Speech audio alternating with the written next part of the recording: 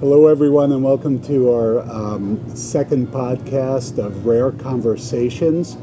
Today, I have the privilege of being with Dr. Alejandra Peña from Padrino's Children Foundation, and I got to tell you, it's an honor to have you here and just to speak with you. This is our second podcast, and you know, we're here to talk about Padrino and what it does for the community and what you do for the community. And I just, you know, if I may, you're the type of person when I'm around, and I think most people feel this, your energy is definitely, it's kind of catching, and the spirit that you bring with that, and I think that is kind of what we feel about Padrino. So what I'd like to do is just speak to you about what Padrino is about. How did it get started?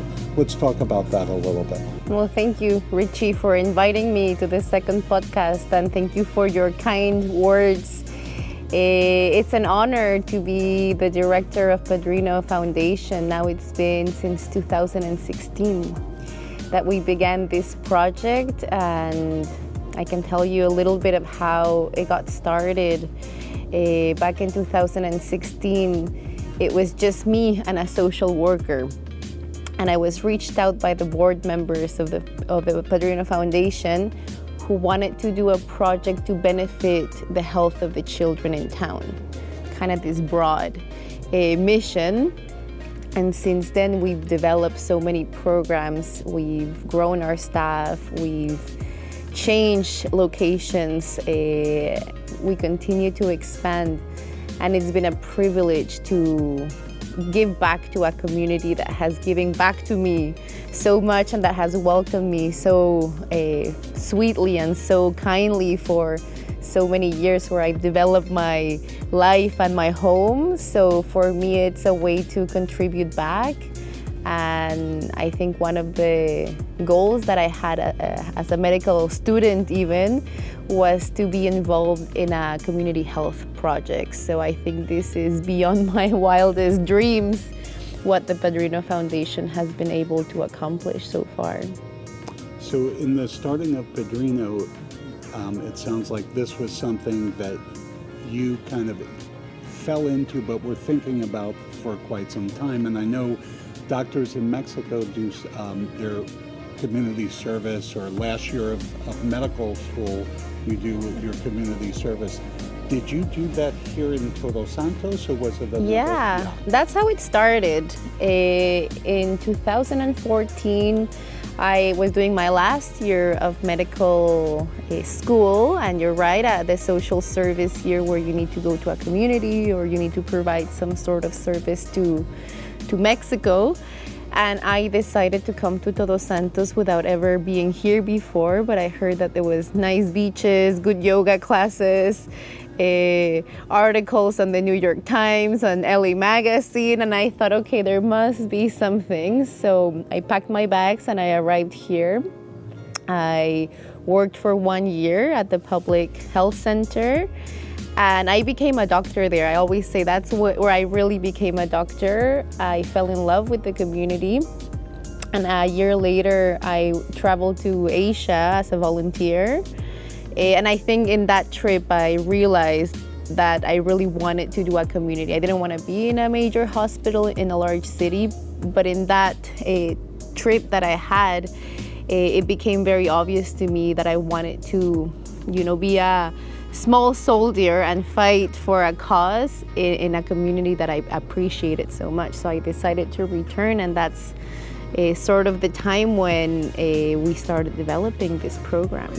Okay, so in keeping in line with the community service, I think it's like I'll be celebrating 22 years of my time in Todos Santos and Pescadero next month. And I've seen a lot of doctors come in to do their community service or social service. And what I'd like to say is that we really do get the cream of the crop here. We get some of the best people coming through. And I think it's because maybe it's because you guys get to choose, like when you're top in your class, you're gonna get to choose where you wanna be. And I've seen a lot of great doctors come in here. What I haven't seen, I've seen them come back and visit from their high-end jobs in big cities, but it's I think reflective of who you are that you chose to come back to Todos Santos and start this community project. And the Padrino Children's Foundation, so give us a little, is it only for children? Are you only working with children? Can adults come in and see, can be part of that? And how far does it, how out, like I know you go out to farms, you go out to huertas, you go out to distant remote areas. Talk a little bit about the attachment of Padrino to how far it expands in the community. So you're right, it is a foundation that provides services to children under 18 years old. We focus in families that have limited resources. We have an intake process that has to do with a socioeconomic study. So we ensure that the donations that we get are really referred to the people that need it the most. We have a clinic in the center of town in San Vicente. And we do a lot of community outreach too. That means that, not only do we go sometimes to migrant camps out here in Pescadero, we participate with other foundations, with schools. We go out to the schools and do community workshops. But the major key of our project is in the clinic, where we provide particularly pediatric services. I'll tell you a little bit more what the programs consist of, but in the broad spectrum is psychology, pediatric care, and therapies for children with disabilities or social situation that puts them at risk. Well, I can tell you just firsthand experience. I came down here in 2000, and the change in overall healthcare in our community, but the change in pediatric care that I've seen over the years is quite impressive. I remember when I came down in Pescadero, I was living in Pescadero, and I just remember, there was a lot of issues on basic healthcare for children, and it was lacking. They were not getting the attention they needed. And I know Padrino has really helped out in that area. I know Pescadero has benefited from you guys. What other stuff are you? I know that you used. I don't know if you still have, but you used to have an eyeglass program. I know right now you're doing some genetic work. Is that? And I'd like to speak about that a little bit, and also kind of about just the basic care that you're giving the community.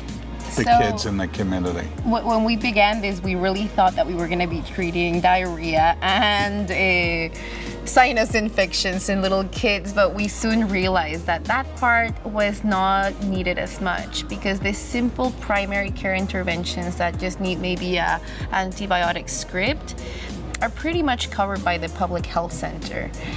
However, it was these children that had chronic kidney disease, that had epilepsy, that had intellectual disabilities, autism, that had no possibility to receive care and proper professional care in Todos Santos. So although we still see, maybe we don't see the one-time diarrhea, but we'll see the kid that has diarrhea now for 2-3 weeks and is not getting better with the initial treatment, and they come to us.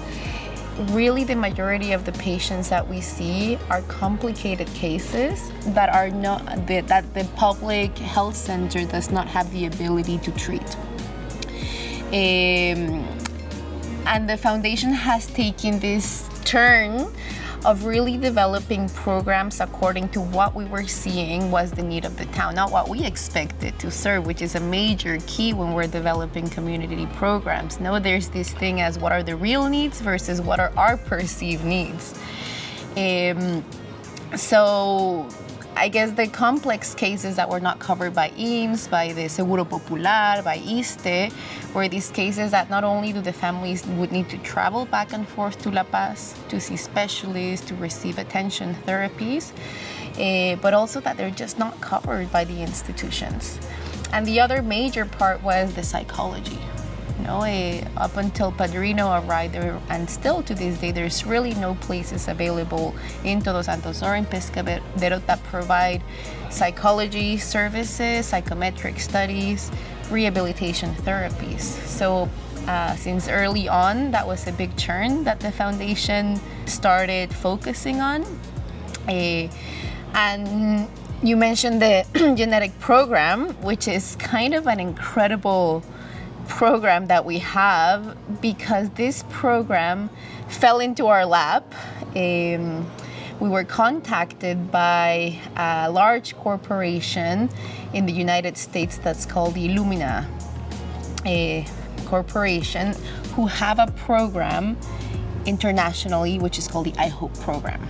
And the iHope program aims to diagnose rare genetic conditions.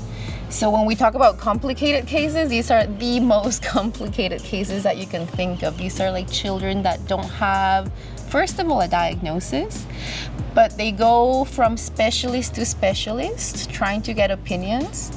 They have a ton of things. Many times they have physical malformations or internal malformations, so they need to see the cardiologist, the pediatric specialist, neurologist, rehabilitation. So it's this wide, complex disorder that nobody knows what it is. And you can imagine how difficult it is for the families that nobody can give them an answer. So they're what we call the Diagnostic Odyssey. They're on this loop going from doctor to doctor, and they're not able to get a diagnosis, and that's kind of like their life. So this program provides us with free molecular testing, which I call it the Rolls-Royce of genetic testing, which is called whole genome sequencing. It's a super expensive test that is not available in Mexico. There's really no places in all of Mexico that do this. So we actually host twice per year, roughly, a clinic where we see patients from all over the state of Baja California, not just Todos Santos and Pescadero, but this is our one program that we expand our capacity to see children from all over the state. We get them from Mulegé, from Comondú. We've seen patients from all over the state who have these characteristics of rare diseases, and we provide them with free genetic testing.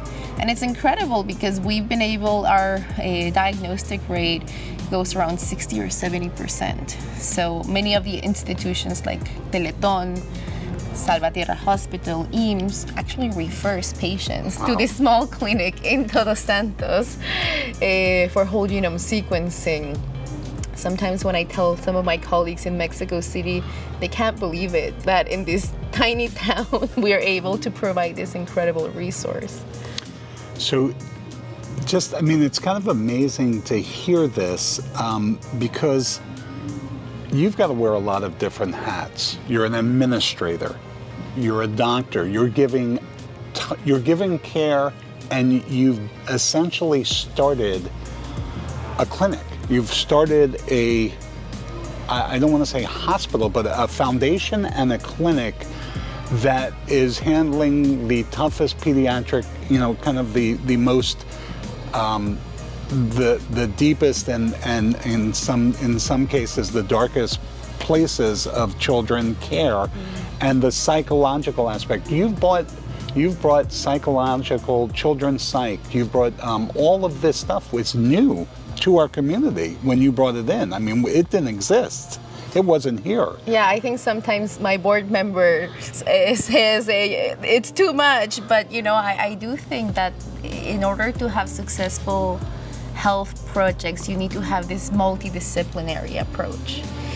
And from early on, I think you described it perfectly. At the beginning, I was the one providing the consultations. I am not a pediatrician, so later we thought we need a pediatrician.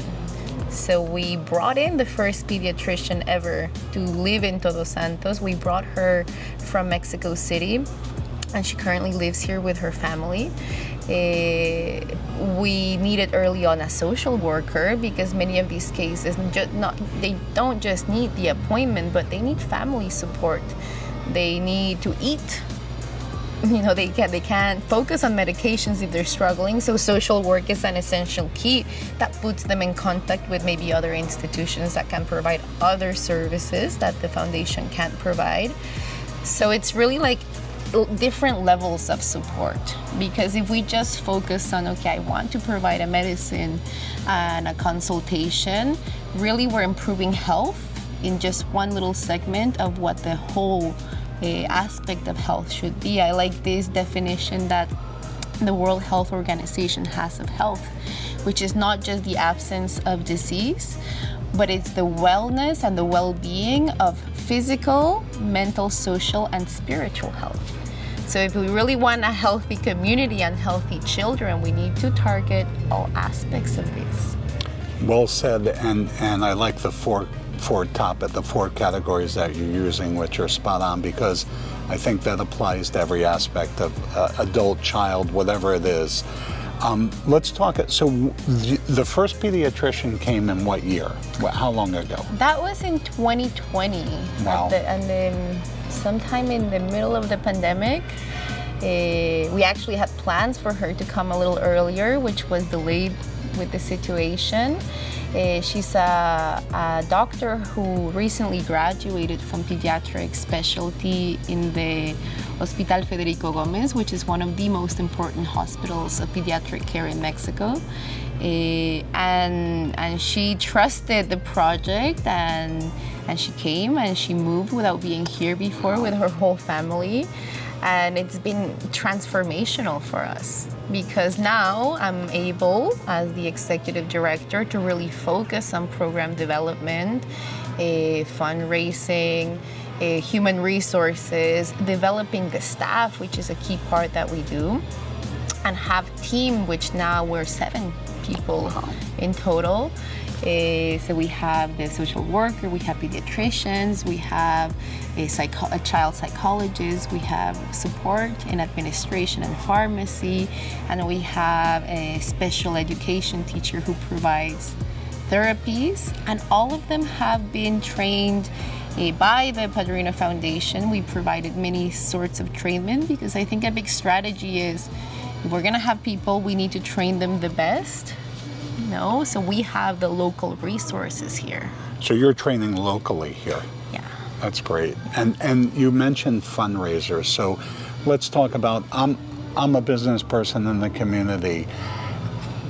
Run me through how a business or an individual can take part and participate in helping the Padrino Foundation, in helping with donations, with supplies.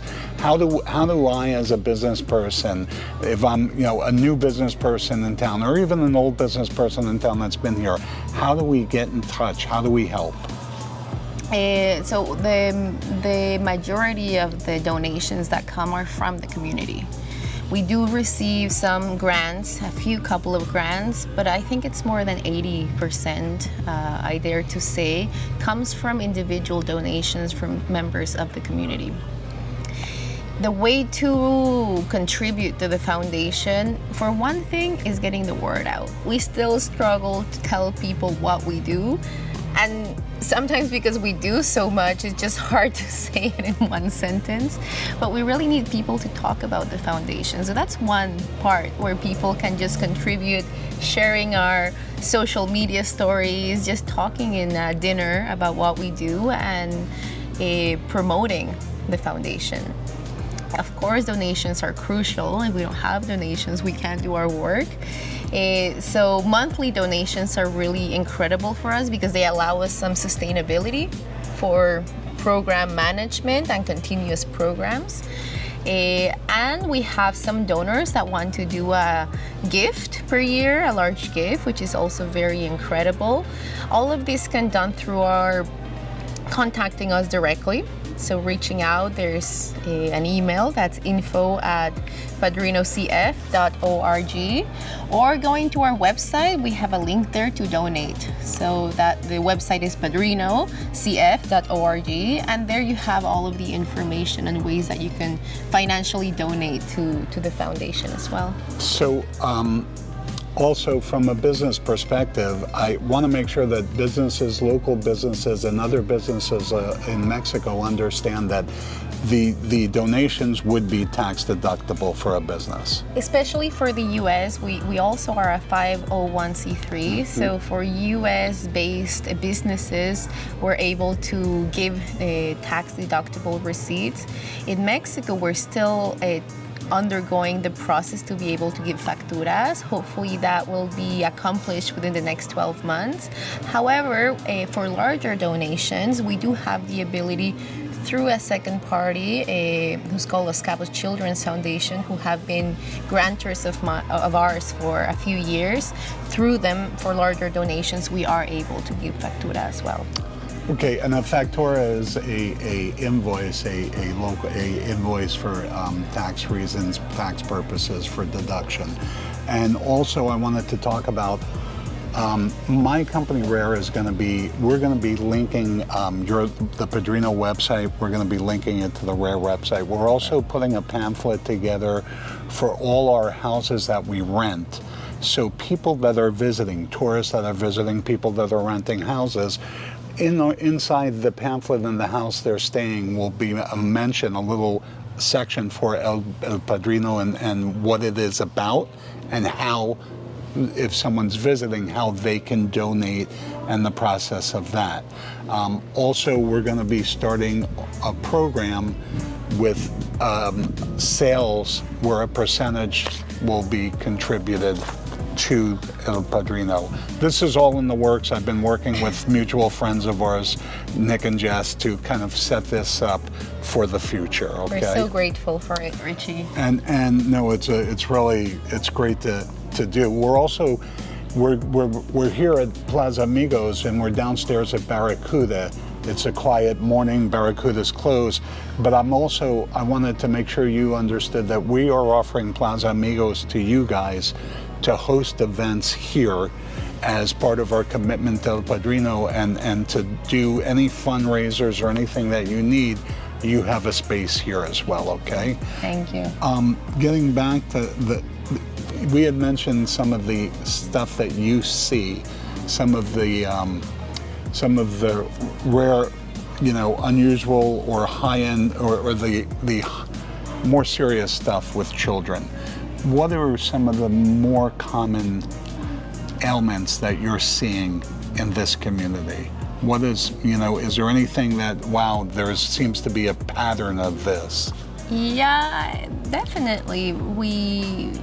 Particularly since the pandemic, we've seen many cases that have neurodevelopmental conditions. So that means that they are delayed in their milestone development from mild to severe. So that is from speech, from motor skills, from development in different areas. So we have actually trained our staff to detect early children under 6-year-olds if they're lacking some of the neurodevelopmental milestones that they should be having.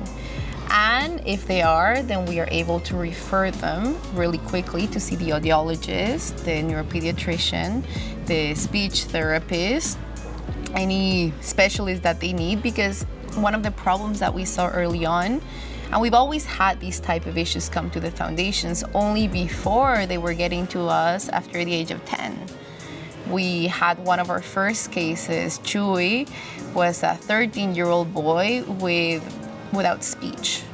Not only without speech, but without a birth certificate, a poor hygiene, this really complex case. So the foundation actually was able, through social work, able to provide a birth certificate to enroll them to the national health system.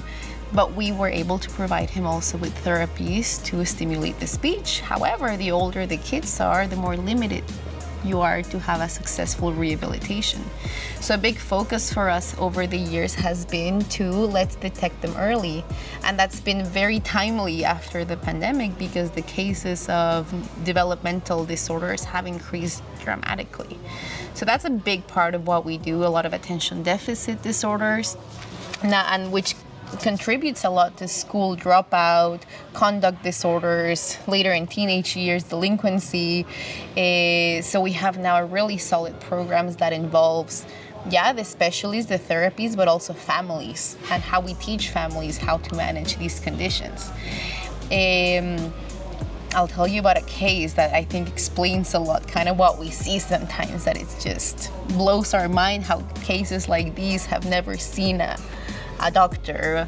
During the COVID pandemic, we participated with other foundations locally to provide relief. So we focused as the group on food aid, diapers, formula, and it was a program that lasted for many months.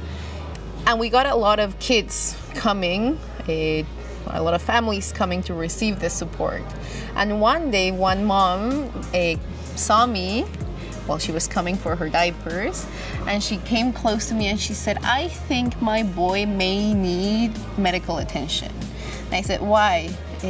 Well, I think he was maybe 3 at that point, because he shakes. And talking to her, well, he was having epilepsy. How often is he shaking? Well, every day. I said, well, you definitely need to bring him tomorrow, So she actually came for diapers, but something she saw that we also provided pediatric attention, and she had this, maybe I need to ask. Well, that kid, not only did he have epilepsy, but he also had a chronic kidney disease, and a pretty late stage of chronic kidney disease. So if it wasn't for that time that they came to seek for diapers, that kid would have had a terrible prognosis. So he's under dialysis now. We have him on a transplant list in Mexico City. We do provide for some families transportation to get to the main hospitals in mainland Mexico to get attention there that's not available in our state. So, that's, I think, a classic case that we have of something that it seems simple, like a kid is shaking, but actually it became this huge snowball effect of things that the child actually needed. And are you guys doing any prenatal, natal care, infancy, stuff like that? We promote a lot of wellness practices with mothers. We don't focus in pregnant women only. We have in the past 4-6 months collaborated with Madre Teresa Group in Pescadero, and Madre Teresa Group is an incredible, also a local nonprofit. If people are not familiar with it, they really should be, which provides a great amount of aid for the people in the most need in Pescadero. A lot of the beneficiaries that they serve are young moms or pregnant moms. So we have actually developed this incredible alliance where we go to their facilities and we provide preventive workshops.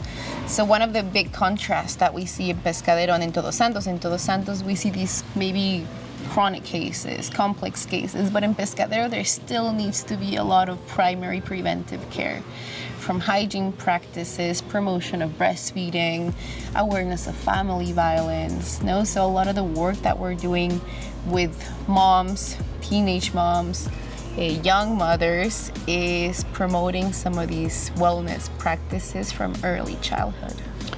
You had mentioned Madre Teresa as another local association that you're working with, a local nonprofit.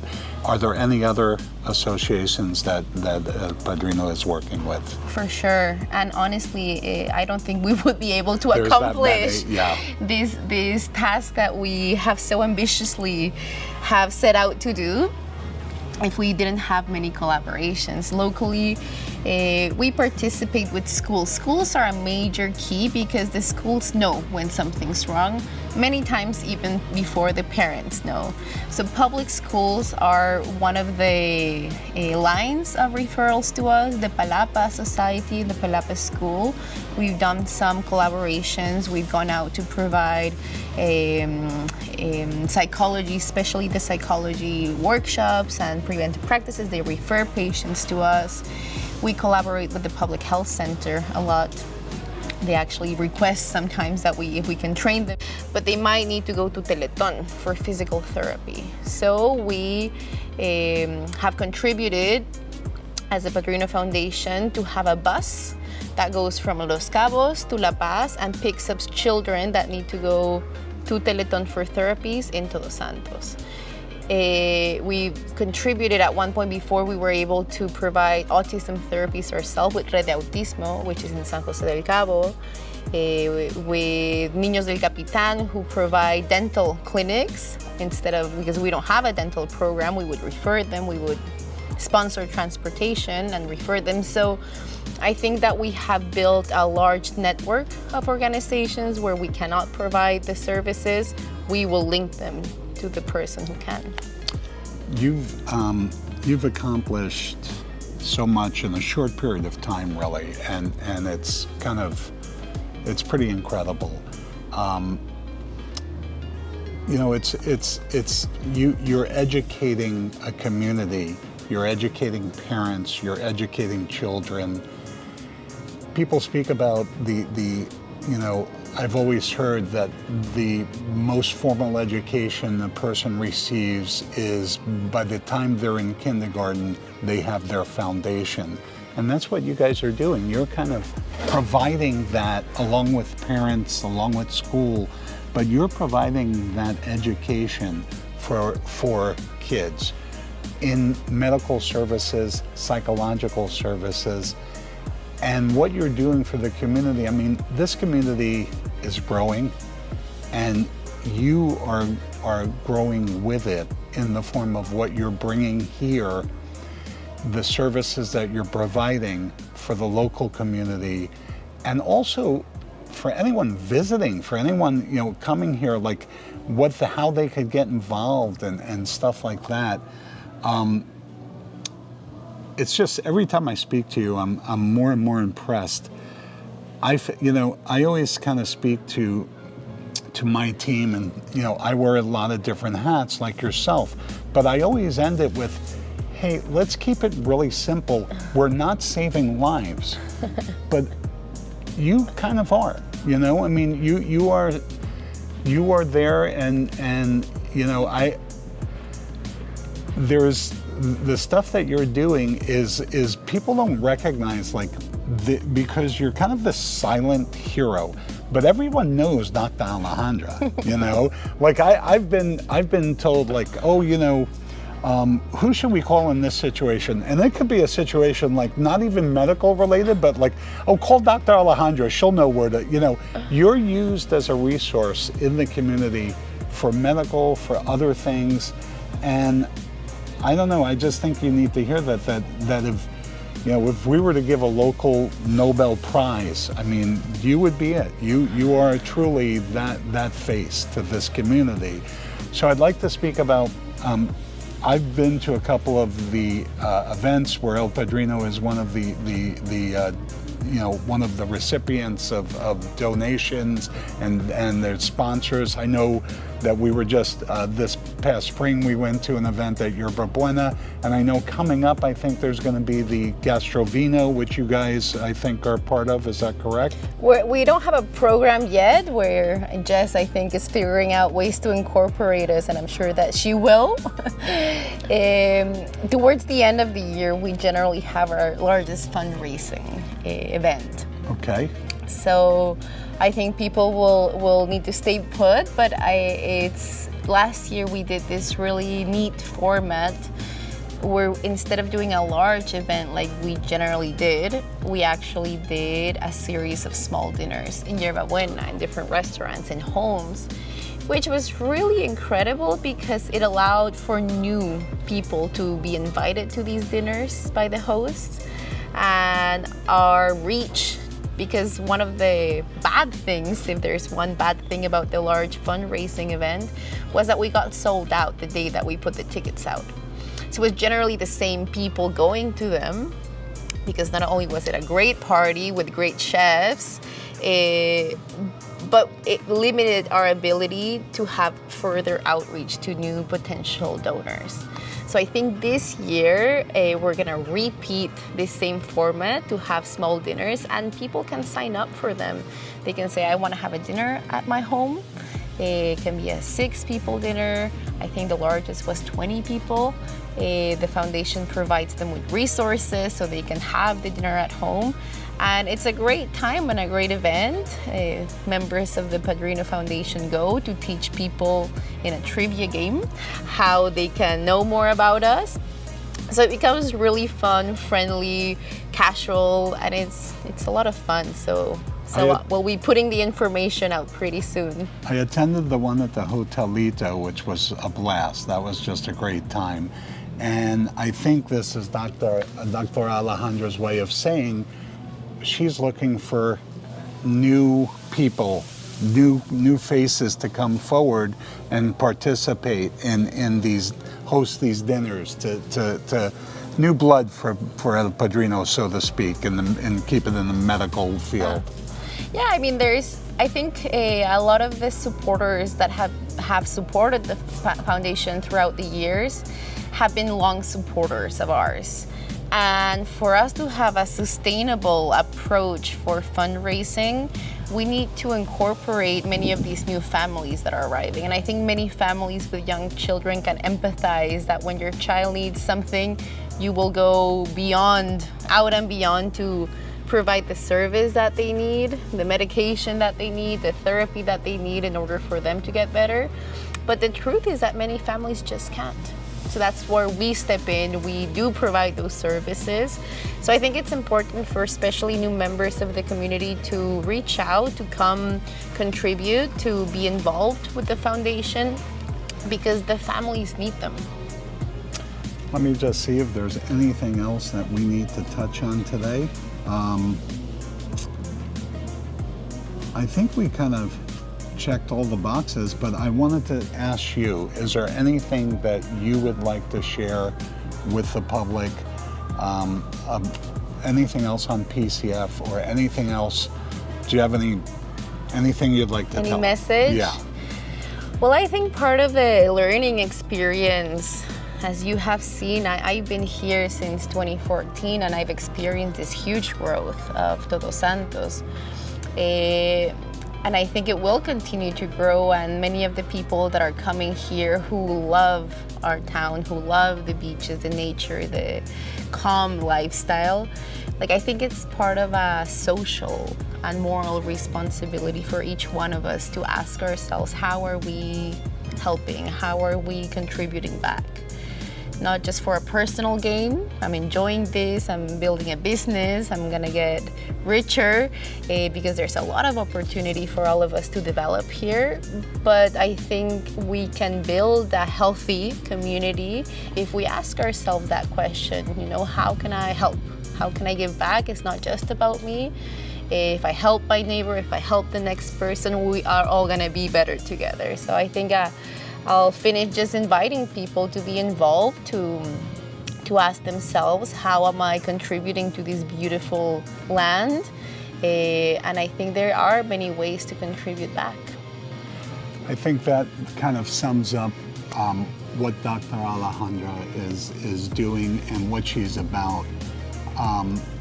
What I heard there was the message that I always love to hear. What can you do for the community? What is going to be your mark on the community? What are you bringing to the table? And I feel that I share that responsibility as well, and I think it's a great message.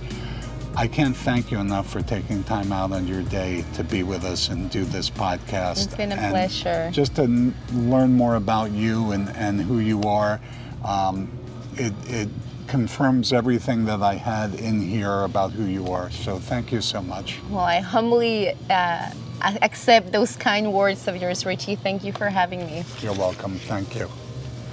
So we are, I also wanted to let everyone know that we are going to offer the services of Plaza Amigos for any upcoming events for the El Padrino, and we will hopefully, whatever you guys want to do, please take advantage of that. We'll plan a party. Okay. Thank you.